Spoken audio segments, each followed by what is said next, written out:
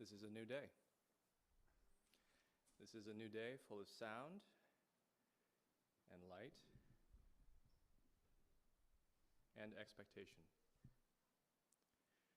This day has been waiting for you. It's been waiting especially for you, to embrace you, to guide you. This day has been waiting with open arms, just for you. This is the day we have been given. Let's not waste it. Come now and let us worship together. Please rise in body or spirit. 352, find a stillness. 352.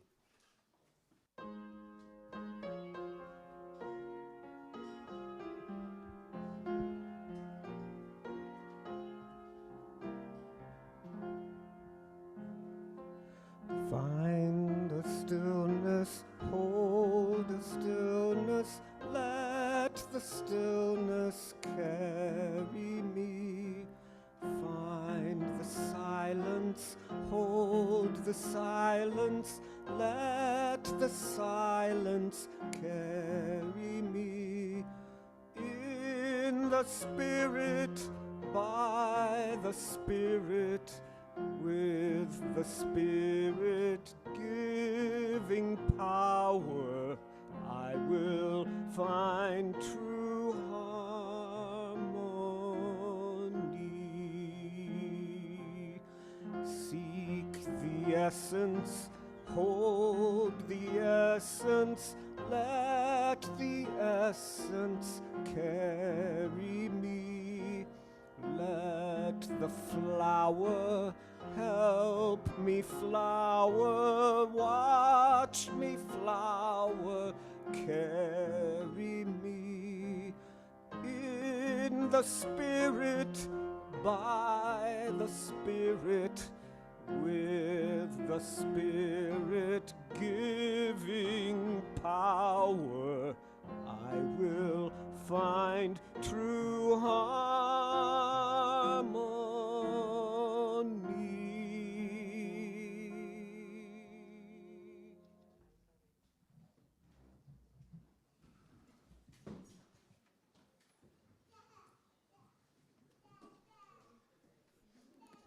Good morning, everyone. I love that hymn. We have the Transylvanians to thank for that. That's a Transylvanian tune.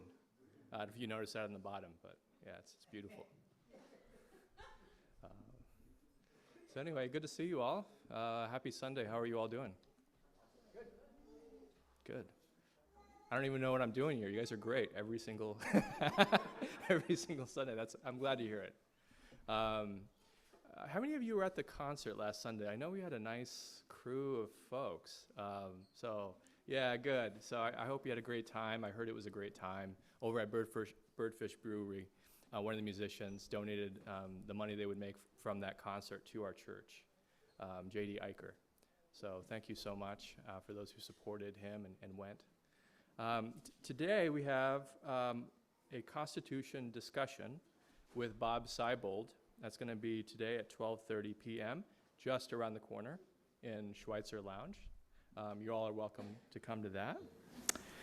And I think that's it for this morning. I'm excited for August. Our theme for August is Beyond Belief, which is a catchphrase that's gone around Unitarian Universalism for over a decade. And so we're going to explore a little bit what that might mean. And the perfect person to open up the month is Melissa Smith. So she's going to be here this Sunday to really open up and share with you some really exciting stuff that's happened in our denomination really in the last month. That's really new and pretty incredible. And she's going to kind of open that up and share that with all of you. I now would love to invite Dada. Are we going to greet our neighbor? Oh, yes. No, we'll do greet your neighbor first, I think, right? Yeah, we'll do greet your neighbor. Yeah, let's say hello to everyone. Sorry. No, I'm glad.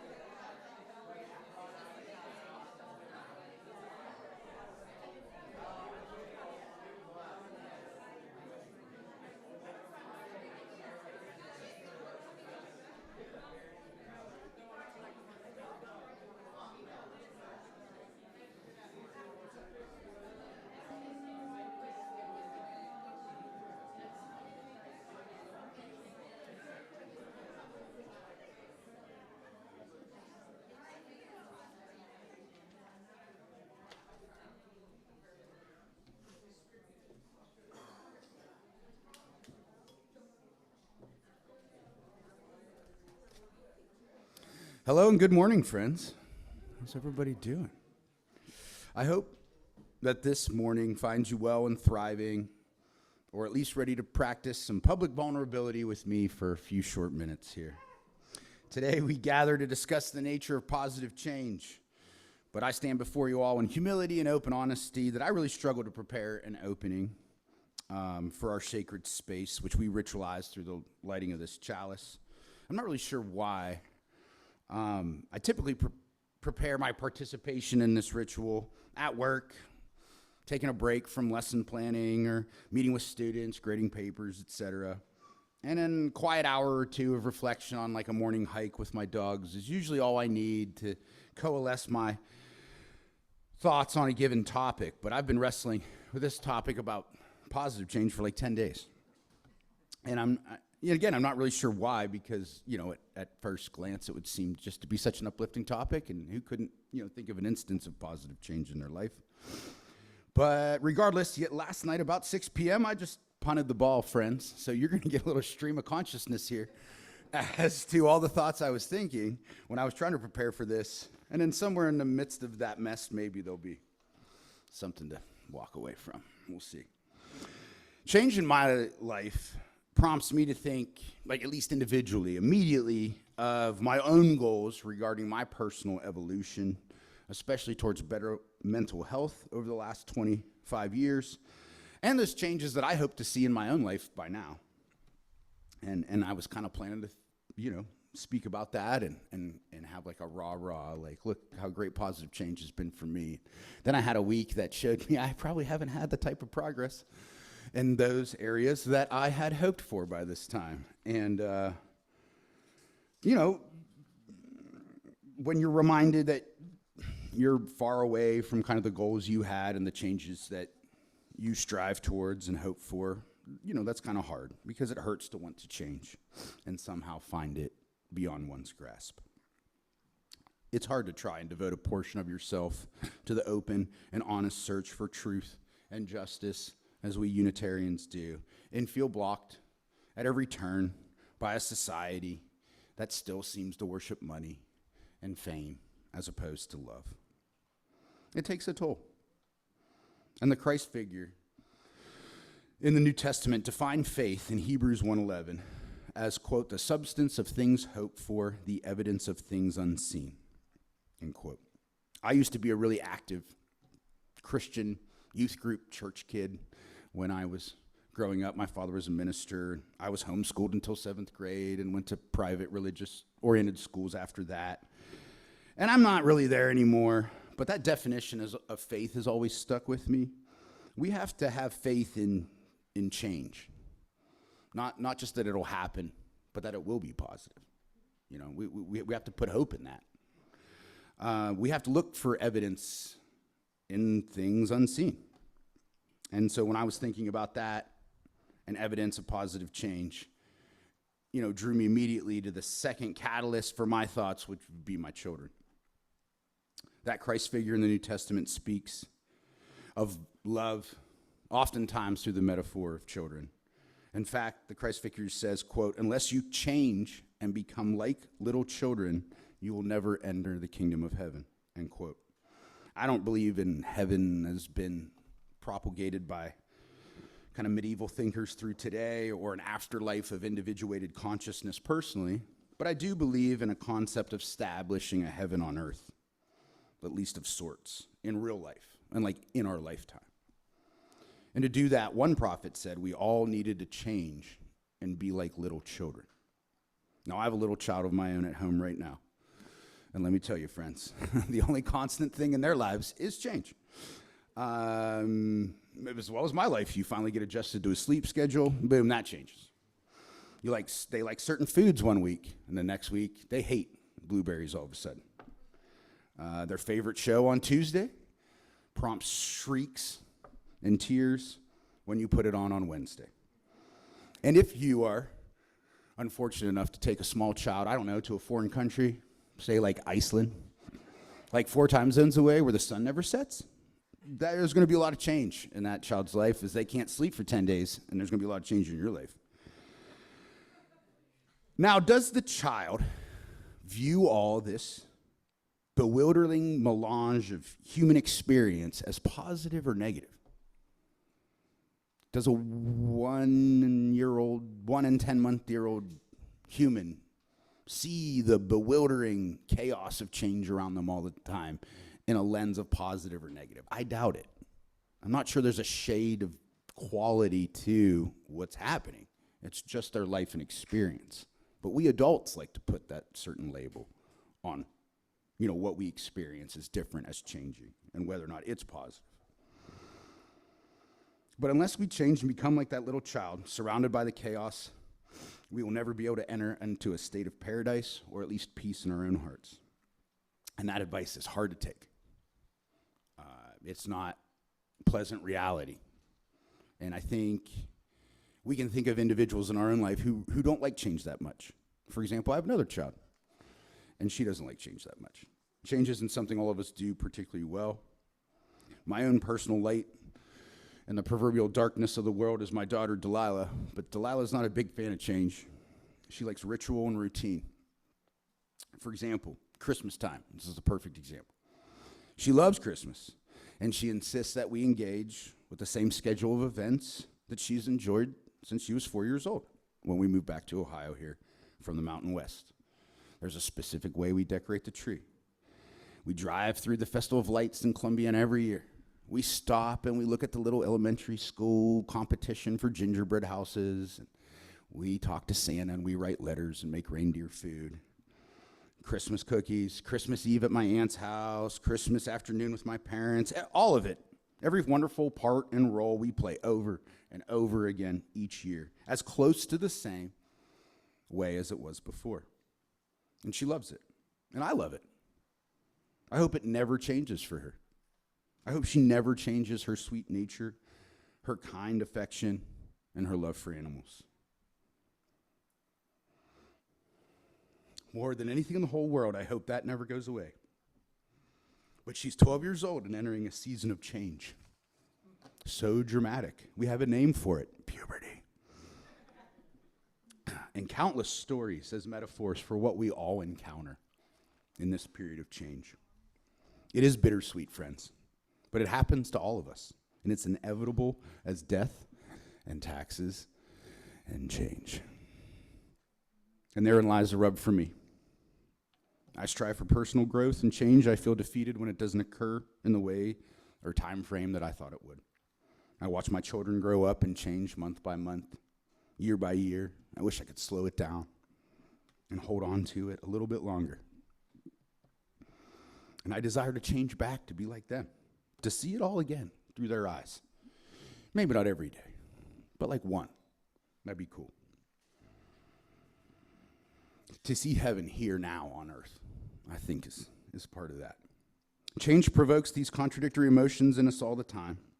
It's hard to hold both competing desires in one hand. And I think the recollection of all this is rightfully called nostalgia, that bittersweet. Right? It's not going to be the same as it was. It changed, and you long for it. But you also see the necessity of that happening. But here we are, friends, and here we will be, all changing together. We light this chalice in the recognition of that essential contradiction of change, and in the faith that we may ourselves become evidence of the things for which we all hope.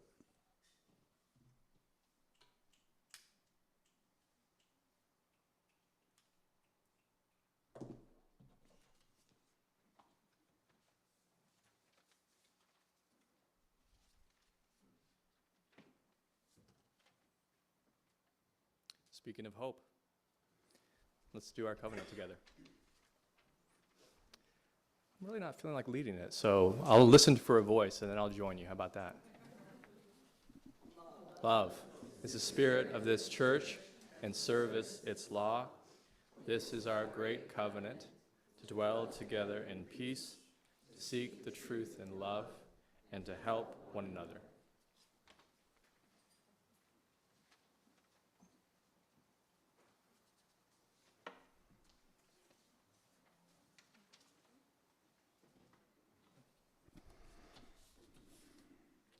Right, if the greeters would come forward, it's the time for our offertory. Each week in our service, in addition to the pledge requests and commitments we take up around the month of November, we take up an offering. It's good to remind ourselves from time to time that the offering is symbolic as well as practical. We pass the plate in our worship service to make a community expression of thanks for the blessing of abundance and to support our community in a tangible way. This month, our offering goes to Full Spectrum. Full Spectrum was created with the focus of providing mental health services, support groups, community involvement, and eventually housing for the LGBTQIA+ community to ensure their health and standing in our surrounding area. We will now receive the offering that supports the life of Youngstown, the Mahoning Valley, and our wider world.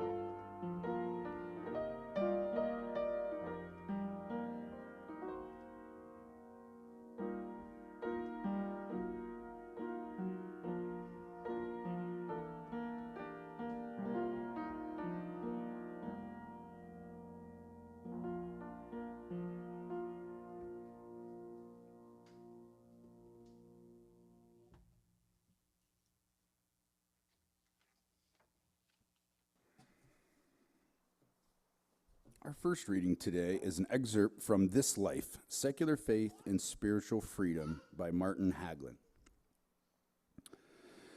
The ability to ask this question, the question of what we ought to do with our time, is the basic condition for what I call spiritual freedom. To lead a free spiritual life, rather than a life determined merely by natural instincts, must be responsible for what I do. This is not to say that I am free from natural and social constraints. I did not choose to be born with the limitations and abilities I happen to have.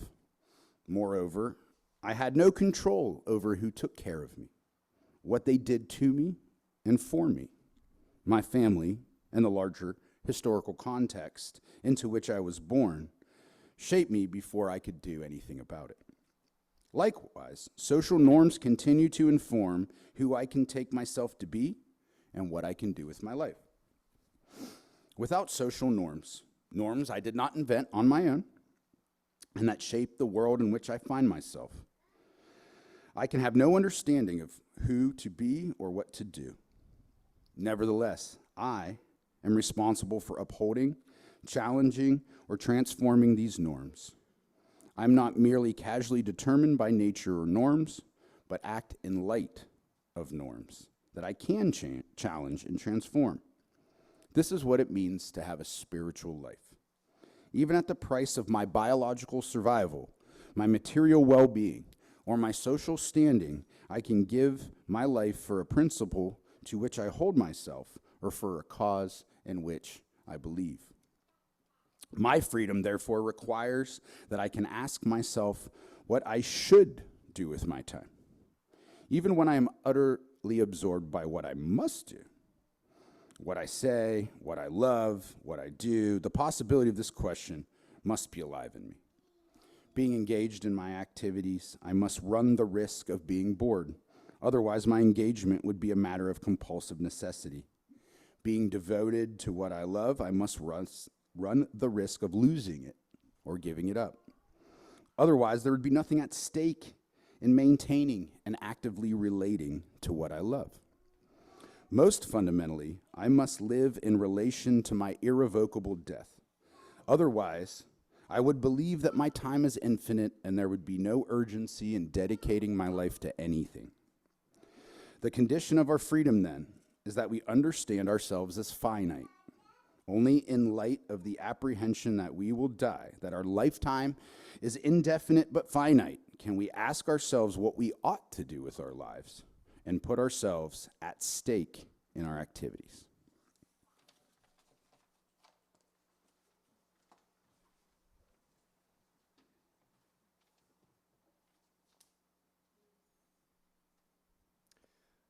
Many of you maybe heard on Facebook, Hope Moran's sister passed away recently.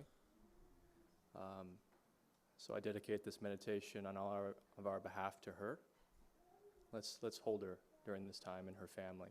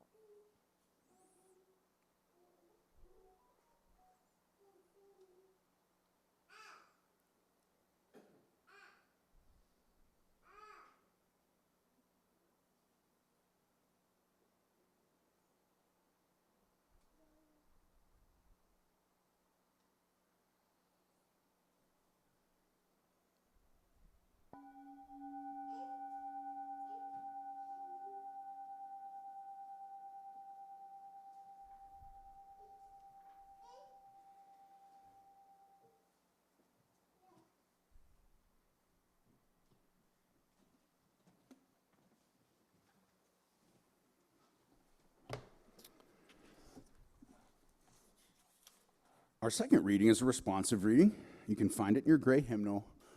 At the end, in the reading section, it's number 531, called the Oversoul. So as we engage with this activity together, I will read the normal font text, and the responsive portion to which you could read in response, if you so choose, would be italicized immediately following. So I'll read a section, and then you'll read the italicized section if you choose to participate. We're at 531 in the gray hymnal called The Oversoul by Ralph Waldo Emerson. Let us learn the revelation of all nature and thought, that the highest dwells within us, that the sources of nature are in our own minds. As there's no screen or ceiling between our heads and the infinite heavens, so there is no bar or wall in the soul where we, the effect, cease and God, the cause, begins. I am constrained every moment to acknowledge a higher origin for events than the will I call mine. There is a deep power in which we exist and whose beatitude is accessible to us. Every moment when the individual feels invaded by it is memorable. It comes to the lowly and simple. It comes to whosoever will put off what is foreign and proud. It comes as an insight. It comes as serenity and grandeur. The soul's health consists in the fullness of its reception. Forever and ever, the influx of this better and more universal self is new and unsearchable. Within us is the soul of the whole, the wise silence, the universal beauty, to which every part and particle is equally related, the eternal one. When it breaks through our intellect, it is genius. When it breathes through our will, it is virtue. And it flows through our affections, it is love.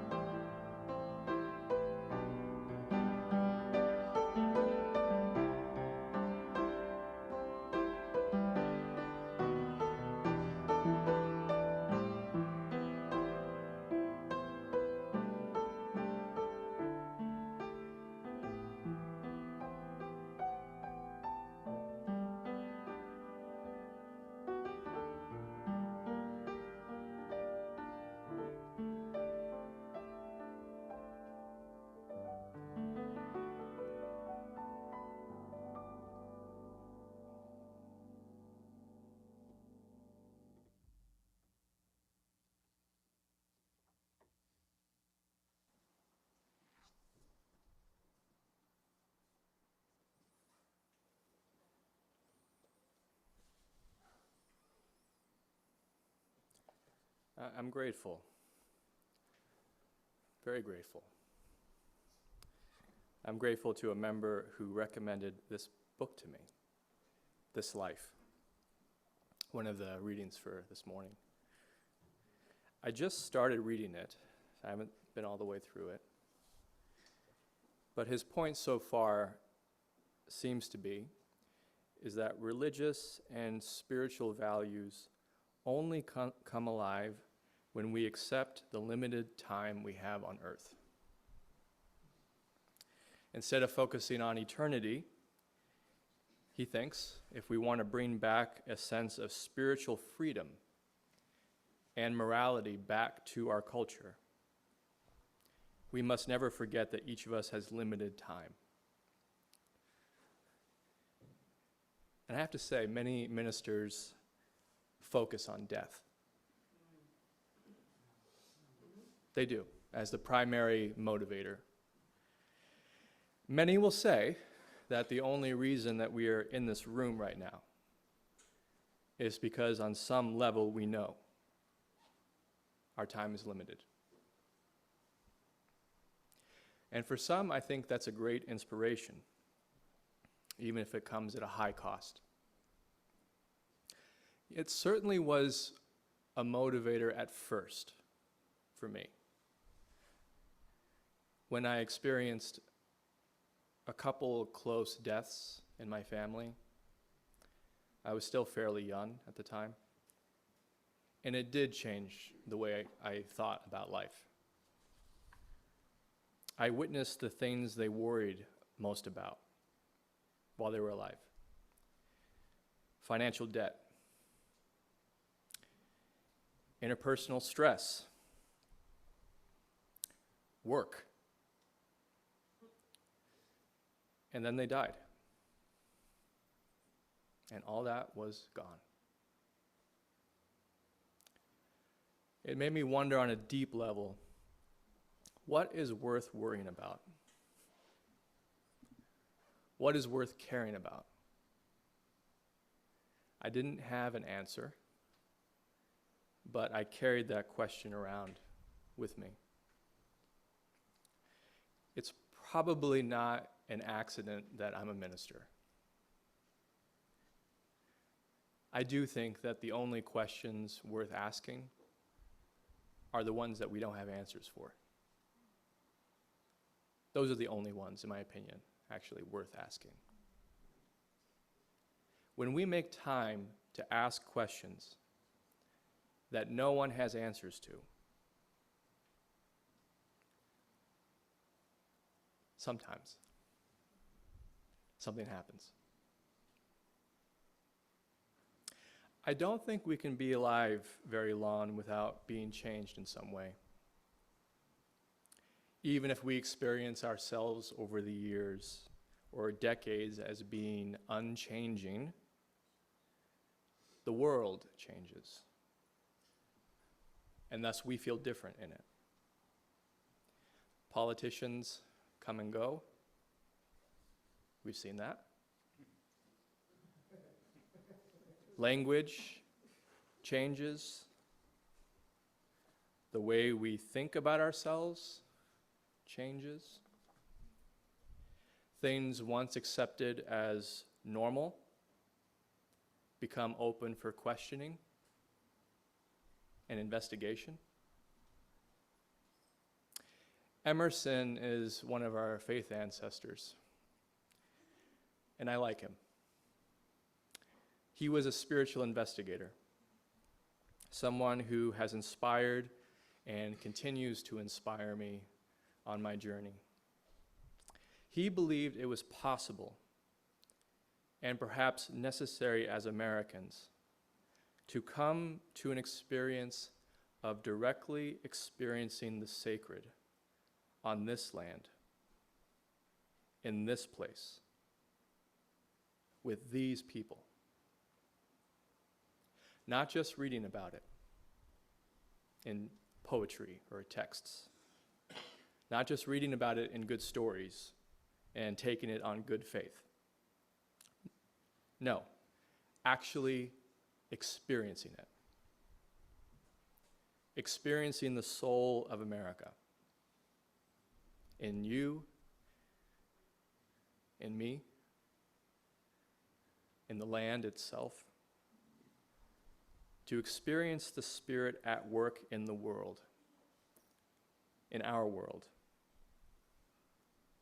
To experience as our birthright the experience of our own spiritual wisdom in this place, this time.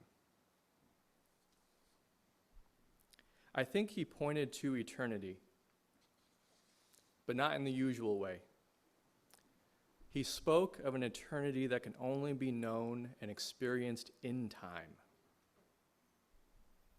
in our time, in our life. A fount of inspiration that was here now, in our life. One that could never dry up. I was rereading his famous Harvard Divinity Address to seminary graduates. I know we have a few seminarians in the room. You've probably read this very famous address. In this refulgent summer, that's how he opened it. And we are now in a refulgent summer, right? A bright, shiny summer. So I thought, let's look at it. Let's look at it. The part I love about this address now, after these years, are not the parts about self-reliance. They're not the parts about Jesus. They're not the parts about the prophets of the past. It's not the part about spiritual awakening. The part I appreciate the most is about 3/4 down the address. It's not a large section, but it's an important one. He's speaking to an audience of prospective ministers, right? And he says, it's important for people to see you've lived a life. Not in the abstract, but a real life. They have to see you've experienced heartbreak. You've experienced death. You've experienced ambition. You've drank coffee that was too bitter. You've wondered if you have enough in your bank account to pay rent, at least once. Without those things, the divine becomes too abstract, too remote, instead of something that happens through our personality in this place, in this time. He has some old-fashioned ideas, which I have to say I kind of like. He believed in the power of virtue, the power of doing good things for others. He believed there was a moral force that we could tune ourselves into and guide us toward the good. I still like that idea, though many don't agree with that. We've gotten more comfortable as a culture thinking that we live in an indifferent universe with no moral center. And we are ultimately left to our own devices, our own personal choices, which may or may not, in the big scheme of things, make a difference. Does that sound familiar? Does that ring true? But I'm still kind of old-fashioned in a way. I find it irresistible that we are part of something much larger than ourselves, and that our personal choices impact everyone, and everyone's choices impact us. It's just a strong intuition. We're changing each other. We're changing each other all the time. What we do, what we say, what we think, the opinions we hold, the attitudes we have. All of those things create our world. I used to think the world was something solid, tangible, like this table, you know? I used to think the world was like a building, like a car, like a job, like a government building, you know? Something. I thought that's what the world was. I think now those are just part of the world, but they are not the world. the world, the actual world, is created by our actions, our speech, our opinions, and our attitudes. I think that's actually the world. We create the world every day. Every single day we create it. We have that much creative power. We have the power to create the world and recreate the world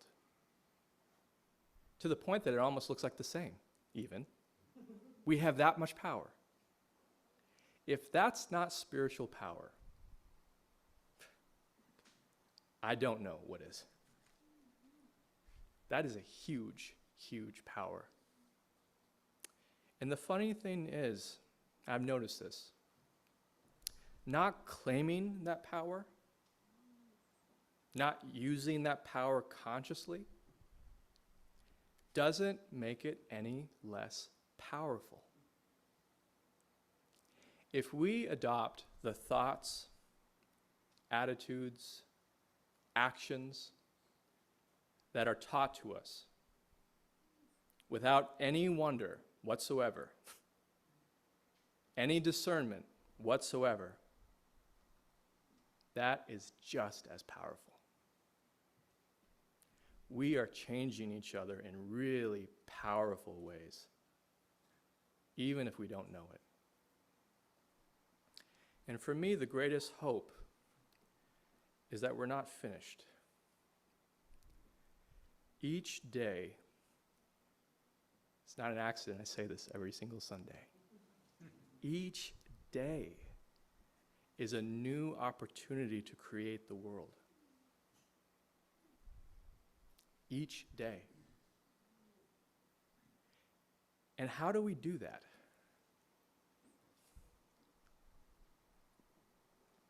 I'm still learning over the years what that might mean and what that might look like. Right now, I'm learning to notice what I don't want to notice. I'm learning to look at places that confuse me, where I don't have ready-made answers or easy solutions. To look there anyway. To look in wonder and curiosity. When a building comes down in Youngstown, it's hard for me to look at it. It looks like destruction. It looks like the end of something. It's changing me to look at it. But it's also teaching me what I value. And sometimes that learning comes from seeing the exact opposite. I want to be part of building people up, not tearing them down. I want to help myself and others stay upright in spirit, not toppled. I want to recognize beauty and take care of it. That desire is the beginning of a creative response. I look around and I see people who are tired of being taken advantage of. I see people in Gaza tired of having to grieve all the time, tired of living under the same conditions. I see people on both sides of every war being fought right now, tired of being put in this situation, creating the world into a nightmare. I see recently in Kenya mass protests from people who cannot afford unfair taxation. I see the desire to create a different world, to create something other than a nightmare. And I want to be part of that. You know the funny thing is? I am part of that. Whether I like it or not, I am part of it. And the real question is, how will I be part of it? I don't think I'll ever know the full impact of my actions. And I'm nearly certain my life will offer a complicated mixed bag when I'm gone. But for me, coming back to an intention of how to be in the world, it's not about being perfect. For me, it's never losing the sense of possibility. To not lose the sense that I'm connected to others, even, and maybe even especially, in our shared bad decisions. To never lose the sense that sometimes we get an opportunity to respond to how we want to create the world. Sometimes things happen so fast and my instincts kick in and I feel like I'm not really given much of a choice. Does that happen to you before? You know, reacting, without feeling like there's too much of a choice. It's hard to feel trapped like that. Trapped and just trying to survive and get through. But sometimes it comes to me that I get the opportunity for a response. And it's actually not a big thing. It's usually something like, I could smile at this person now. It's usually something like, I could take a second right now and just stand here in gratitude. It's something like, I could just take the time away from my schedule to weep with this person. It's something like that. And in those moments, it's really wonderful. I understand the value of time. The only value of time is that we share it. Life and death are our shared inheritance. We share that together. And our time together is shared. And I've discovered something unexpected that I know you kind of laughed at, but it's true. That sometimes sharing a bad decision is better than making a good decision.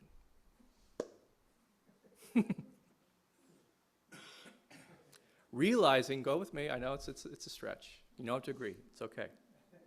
Realizing missed opportunities together in mass. That's powerful. That's the best, in my opinion, kind of sharing. To realize missed opportunities in mass. Realizing when we lost sight of possibility and settled for something that we thought was doable, just because it felt easier. Seeing our shared struggle to do what is right and fail. And by acknowledging that, huge possibility. Huge. We get the possibility to change each other for good. And I'm learning that doesn't go down the way we think. I think now more than ever, this moment in history is the closest we've ever come to a shared experience of the world. And that is special. With technology and news, firsthand accounts of all these situations, we have never been more connected to each other's experiences across the globe. Never like this. And it would make sense that it would be completely overwhelming and hard to digest because we're just not used to it. And to me, the real question is not how to respond to that, but the real question is, what keeps us wanting to stay connected to that? What keeps us wanting to try to connect with others? What makes us want to actually be connected to the world? You're going to kill me. This is one of those great questions that doesn't have an answer, friends. But there is a response, I think. For Martin Haglund, the writer of This Life, his answer is it's a commitment to life limited by time. For Emerson, it's a commitment to the soul, which exists in all things, in all people, including you and me, in this country. You want to know what it is for me? Okay. I get shy. For me at this moment, I perceive each moment as a lifeline. Each feeling is a lifeline. The experience of overwhelm and confusion together is a lifeline. The experience of doubt and wondering is a lifeline. For me, it's the growing sense, as Maya Angelou said, that nothing human is alien to me. And I will choose not to live my life captivated in fear of being human. I will seek out experiences that baffle me, that confuse me, and that unsettle me. Because you know what? That is human too. And in that simple connection, there's something worthwhile for me. I feel I'm part of the world finally. A world that goes beyond me and includes every single part of me. Nothing left out. It brings to life a whole new meaning. A meaning that can be felt with every person I meet. Every encounter. I don't pretend to know the meaning, but I feel it. It tells me I'm not alone, that no one is. That, for me, is transformation. When our life is still the same, with all the same problems and BS, but those problems are no longer just problems. They're lifelines. They're lifelines into a world that is waiting for us, a world waiting for a change that only we can bring. A world that is embracing us and shaping us for the sake of compassion, for the sake of love. And that journey, I think, is hard won. And without end. And that, for me, is eternity in time. I'm finite. I'm limited. But my actions, thoughts, and attitudes are not. They go on way past me and decide what the world is. They create the world. And what I do now will decide what the world will feel like way after I'm gone.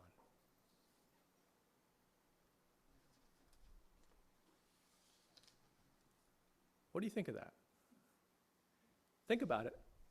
Think about it. I'm not saying it's true, but it's just my strong feeling. So what do we want to create, folks?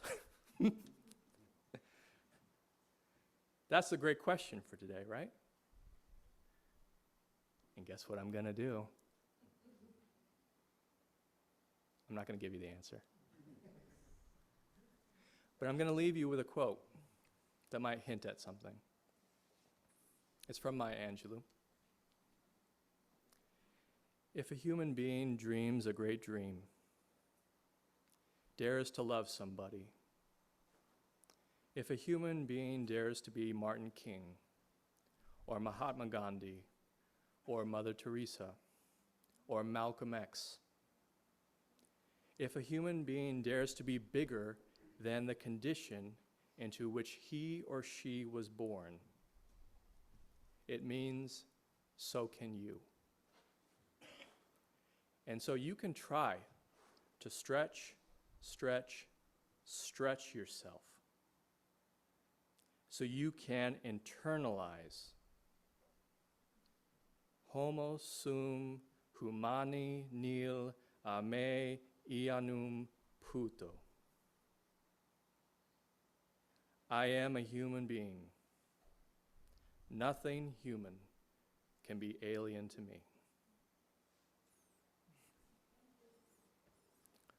Please pray with me.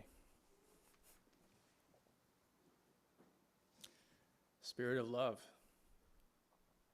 so grateful for today. I'm so grateful for the beautiful chalice lighting from Ryan, the great music from Dr. C,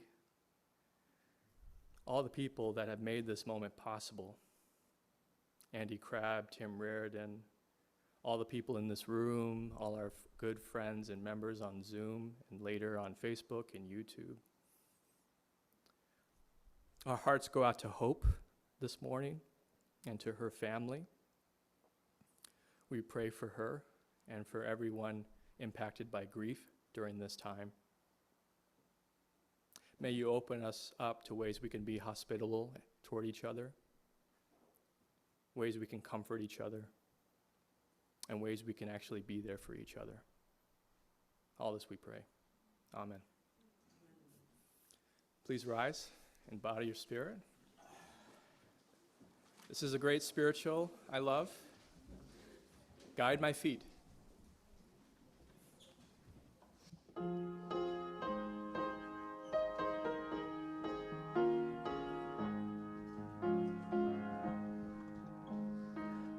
Guide my feet while I run this race.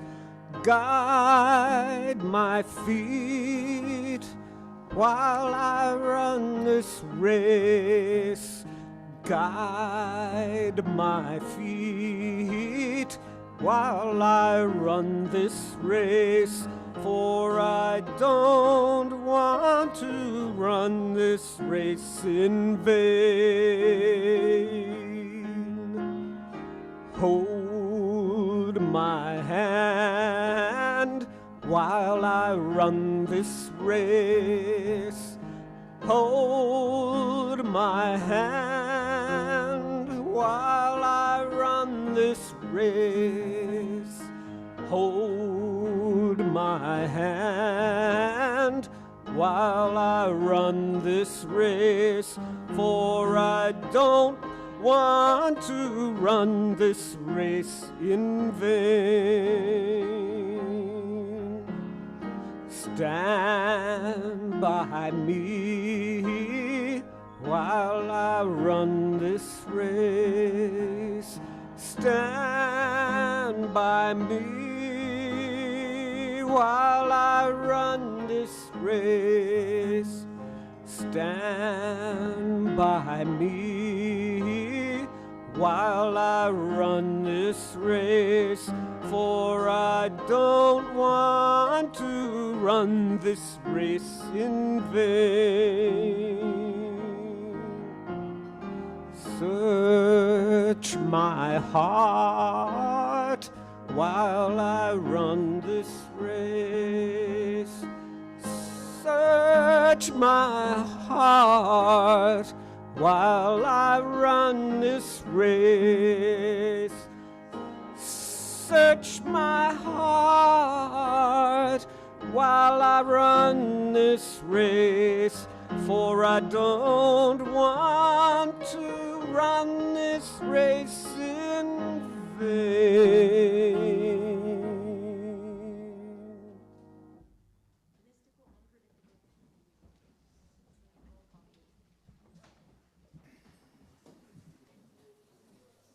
We extinguish this chalice, but not the light of truth, the warmth of community, or the fire of commitment. These we keep in our hearts until we meet again.